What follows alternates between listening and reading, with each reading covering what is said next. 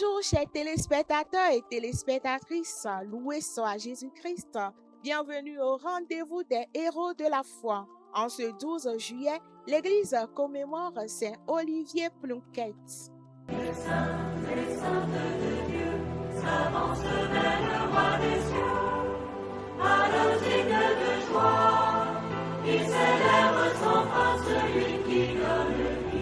Olivier naquit en 1625 au cœur du comté de Meath en Irlande, dans une famille noble et très chrétienne. Désireux de consacrer sa vie à Dieu, il s'installe à Rome pour y suivre tout son parcours théologique au collège irlandais et fut ordonné prêtre en 1654. Après son ordination, la situation politique et les violentes persécutions de Cromwell en Irlande l'ont empêché de retourner immédiatement dans son pays d'origine. Alors il est resté en Italie et a enseigné la théologie pendant 12 ans au prestigieux collège de la Propaganda Fide. Sa vie bascule en 1669 lorsqu'il est choisi pour devenir l'archevêque d'Armagh et primat de sa terre natale.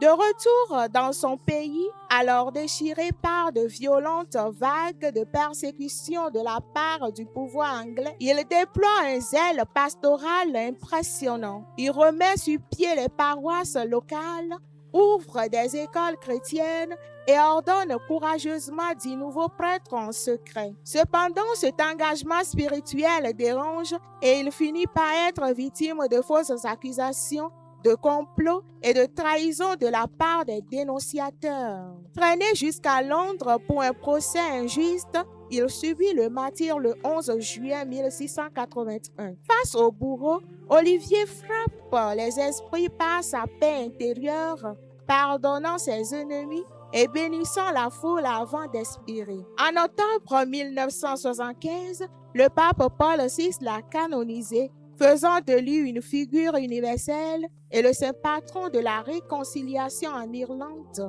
Chers frères et sœurs en Christ, tournons nos prières aujourd'hui vers ce pasteur courageux et défenseur de la foi. Demandons-lui d'intercéder pour nos évêques, nos prêtres et pour tous les fidèles persécutés à travers le monde entier. Qu'il prie également pour toi, mon frère, ma soeur, qui célèbre ton anniversaire, ta fête patronale ou un événement en ce jour. Belle fête à toi. Merci et à demain pour une autre histoire des saints. Les saintes de